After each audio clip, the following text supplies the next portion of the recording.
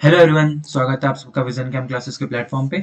और जो आज हम लोग क्वेश्चन सॉल्व करने वाले हैं वो है आरपीसी की ईसीएफ और एफआरओ 2018 में आए हुए केमिकल बॉन्डिंग एंड पीरियोडिसिटी। ठीक है, स्टार्ट करें। चलिए, पहला क्वेश्चन है match the list first with list second. List first को मैच करना है लिस्ट सेकंड से with respect to hybridisation of xenon. तो हाइब्रेशन निकालनी है। क्या निकालना है आपको? संकरण निकालना है किसका? जिनॉन का। ठीक है, तो सबको पता है संकरण किससे निकालते हैं हम। हमको देखना है कि उसमें सिग्मा बॉन्ड कितने हैं प्लस लोन पेयर कितने हैं। ठीक है, अगर इनकी वैल्यू टोटल 2 आती है तो जो हाइब्रिडेशन होता है वो क्या होता है? sp। 3 आती है तो sp2, 4 आती है तो sp3, 5 आती है तो sp3d, 6 आती है तो sp3d2 और 7 आता है इनका वैल्यू तो sp3d3। ठीक है, तो सिग्मा बॉन्ड अगर लोन पेयर की टोटल वैल्यू आती है 2 तो sp, 3 तो sp2 से है तो sp3d2, 4 है तो sp3, 5 है तो sp3d और 7 है तो sp3d3। ठीक है, सबसे पहले XeO3। सबको पता है Xe में आउटर मोस्ट शेल में कितने इलेक्ट्रॉन होते हैं? 8, जिसमें से एक तो क्या जाता है लोन पेयर, और वो क्या बना लेता है? 3 डबल बॉन्ड बना लेता है किसके साथ? ऑक्सीजन के साथ। तो देखिए सिग्मा बॉन्ड कितना है? 1 2 3, 3 सिग्मा बॉन्ड प्लस एक लोन पेयर, टोटल कितना है? 4। 4 के लिए क्या यूज करते हैं अपन? sp3। तो कहीं दिख रहा है फर्स्ट के लिए sp3? ये है, तो फर्स्ट का क्या हो जाएगा आपका? डी। ठीक है, सेकंड XeF6। सबको पता है 6 इलेक्ट्रॉन है तो 6 तो किससे बना लेगा? ये F से बॉन्ड बना लेगा 6 तो, और ये क्या रह जाएगा इसका? Lone pair. ये क्या रह जाएगा? लोन पेयर और 6 बॉन्ड, तो 6 सिग्मा बॉन्ड और एक लोन पेयर, टोटल कितना आ गया? 7। 7 के लिए हाइब्रिडेशन क्या होता है? sp3d3। क्या हो जाएगा? F से XeF6 का C। ठीक है, इजी है। XeOF4, इसका भी स्टेप सबको पता है कि 4 तो क्या बना लेता है? ये फ्लोरीन के साथ प्लेन में बंध बना लेता है, बॉन्ड बना लेता है। एक डबल बॉन्ड ऑक्सीजन और एक लोन पेयर का रह जाता है नीचे। तो देखिए कितने सिग्मा बॉन्ड है? 1 2 3 4 और 5। 5 सिग्मा बॉन्ड है, एक लोन पेयर है, कितना हो गया? 6। 6 के लिए यूज करते हैं अपन? sp3d2।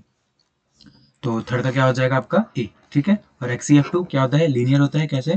2 फ्लोरीन ऊपर नीचे होते हैं और 3 लोन पेयर कहाँ होते हैं? आपके प्लेन में। ठीक है, तो 2 सिग्मा बॉन्ड और 3 लोन पेयर, कितना आ गया? 5। 5 के लिए क्या यूज करते हैं हम? sp3d। तो XeF2 क्या हो जाएगा आपका? sp3d। ठीक है, तो फर्स्ट का क्या है? डी। फर्स्ट का क्या है? डी। फर्स्ट का डी सेम है। सेकंड का क्या है? सी। सेकंड का क्या है? सी। तो आंसर क्या हो जाएगा आपका? थर्ड।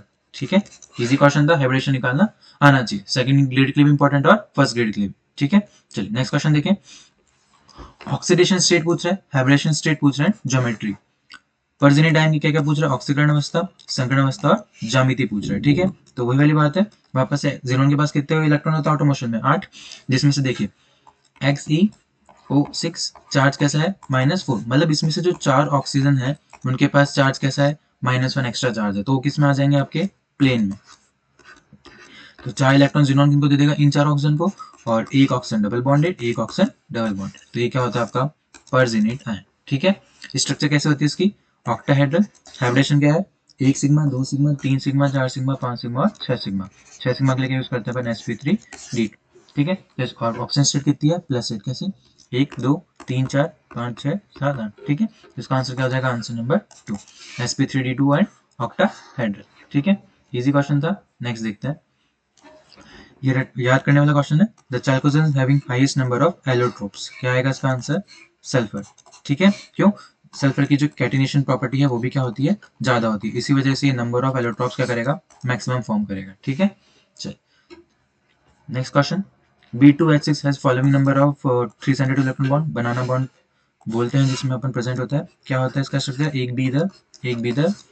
2 हाइड्रोजन किसमें होते हैं? आपके ब्रिजिंग में, और 4 हाइड्रोजन कहाँ होते हैं? आपके टर्मिनल में। ठीक है, जो टर्मिनल वाला होता है उसको हम क्या बोलते हैं? 2 सेंटर 2 इलेक्ट्रॉन बॉन्ड, और जो ब्रिजिंग वाले के लिए होता है उसको हम बोलते हैं 3 सेंटर 2 इलेक्ट्रॉन बॉन्ड। हमने पढ़ा हुआ है। तो कितने हो गए टोटल? 1 और 2।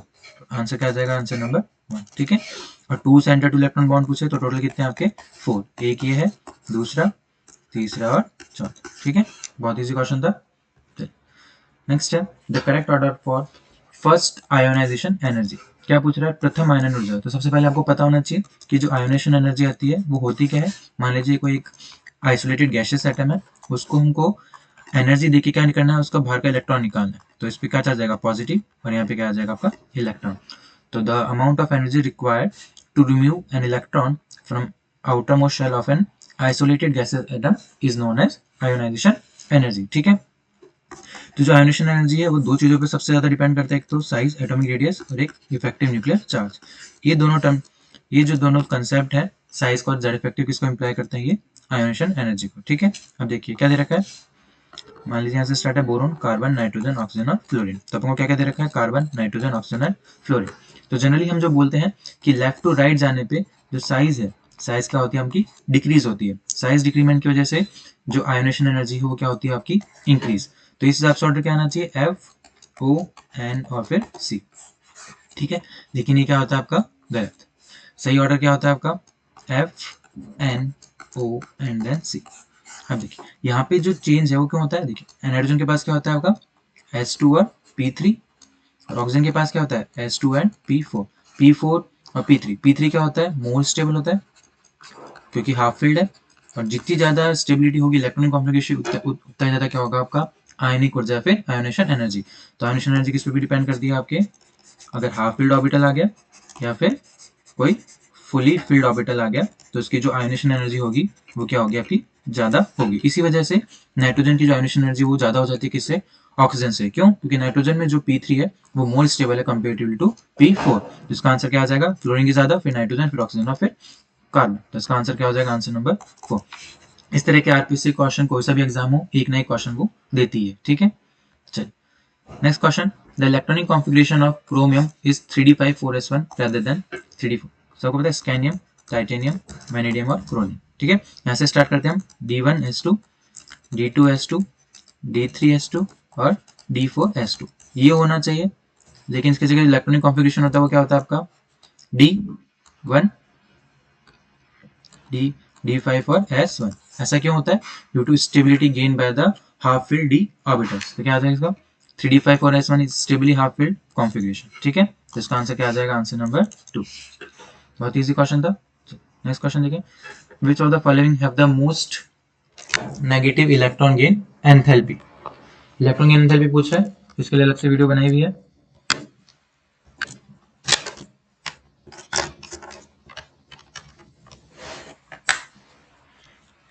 क्या पूछा, which of the following have the most negative electron gain enthalpy. निम्नलिखित में से किसकी इलेक्ट्रॉन लब्धि एंथैल्पी अधिकतम ऋणात्मक है। तो आपको सब पता है कि एक पीरियड में सबसे ज्यादा इलेक्ट्रॉन गेन एंथैल्पी जो नेगेटिव होती है वो किसकी होती है, आपकी हैलोजेंस की होती है। ठीक है, तो फ्लोरीन, क्लोरीन, ब्रोमीन। इधर कौन आ गया, ऑक्सीजन, सल्फर, इधर नाइट्रोजन, फॉस्फोरस। तो ठीक है, तो अगर पीरियड्स की तरफ जाते हैं तो सबसे ज्यादा इलेक्ट्रॉन गेन एंथैल्पी किसकी होती है, हैलोजन की। तो इस हिसाब से क्या आंसर आना चाहिए आपका, फ्लोरीन। लेकिन आंसर क्या आता है आपका, chlorine. Cl, then F, then Br, then I। ऐसा क्यों होता है, क्योंकि जो F है ये क्या होता है, साइज में छोटा होता है किससे, क्लोरीन से। और जब हम एक इलेक्ट्रॉन और ऐड कराते हैं इन दोनों में तो F की साइज छोटे होने की वजह से इस आउटर मोस्ट इलेक्ट्रॉन और जो हम इलेक्ट्रॉन इंसर्ट करा रहे हैं उनके बीच में क्या होता है, ज्यादा रिपल्शन होता है। और इसी वजह से जो इसकी इलेक्ट्रॉन गेन एंथैल्पी है वो क्या हो जाती है, डिक्रीज हो जाती है कंपेरेटिवली टू क्लोरीन जिसका साइज बड़ा है। तो इसका आंसर क्या रहेगा, थर्ड। ठीक है, बहुत बार ये क्वेश्चन पूछा गया है, बहुत कॉमन क्वेश्चन है जो आरपीएससी अक्सर सभी एग्जाम्स में पूछती है। ठीक है, नेक्स्ट क्वेश्चन देखिए, which of the following pair is iso structural. क्या पूछ रहा है, निम्नलिखित में से कौन सा युग्म सम संरचनात्मक है। ठीक है, अगर आइसो स्ट्रक्चरल की बात करेंगे तो हमको क्या देखना है, इनकी शेप सेम होनी चाहिए और फिर हाइब्रिडाइजेशन। ठीक है, दो चीज देखेंगे। जनरली क्या देखते हैं हम कि इन दोनों की दो जो कंपाउंड कॉम्प्लेक्स दे रखे हैं उनकी क्या होनी चाहिए, शेप सेम होनी चाहिए। ठीक है, पहला है XCF2 and ICl2 minus. XCF2 क्या होता है, लीनियर होता है, दो फ्लोरीन ऊपर और तीन लोन पेयर का होता है आपके इक्वेटोरियल पोजीशन पे। ठीक है, ऐसी स्ट्रक्चर होती है। सेकंड ICl2 माइनस, इसकी भी सेम ही होती है, दो क्लोरीन ऊपर नीचे इक्वेटर एक्सिल पे और तीन लोन पेयर कहाँ पे होते हैं आपके इक्वेटोरियल। ठीक है, तो पहले ही आंसर आ जाएगा इसका, जिनकी शेप सेम है। बाकी देख लेते हैं हम, NH3 क्या होता है आपका, ट्राइगोनल पिरामिडल होता है, जबकि BF3 क्या होता है आपका, ट्राइगोनल प्लेनर। ठीक है, तो ये आंसर नहीं होगा। PCl5 ICl5, PCl5 क्या होता है आपका, TBP स्ट्रक्चर शो करता है, लेकिन जो ICl5 है वो क्या होता है आपका, स्क्वायर पिरामिडल। क्या होता है आपका, स्क्वायर पिरामिडल। ठीक है, तो ये आंसर भी नहीं होगा। SO3-2 CO3-2 वापस से वही है। SO3-2 कैसा होता है, लोन पेयर ऊपर होता है, एक O और O, ये नेगेटिव ये नेगेटिव। लेकिन जो CO3-2 है वो क्या होता है आपका, प्लेनर। क्या होता है आपका, प्लेनर। तो ये स्ट्रक्चर भी, तो आंसर क्या हो जाएगा इसका, सिंपल सा आंसर नंबर 1। तो आपको क्या बनाना है, इन दोनों की शेप सेम करनी है। ठीक है, तो ये कुछ क्वेश्चंस थे केमिकल बॉन्डिंग और पीरियोडिसिटी में, जो आपके ACF FRO 2018 एग्जाम में RPSC ने पूछे थे। ठीक है, किसी भी क्वेश्चन में डाउट हो तो आप कमेंट सेक्शन में कमेंट करके पूछ सकते हैं। ठीक है, थैंक यू।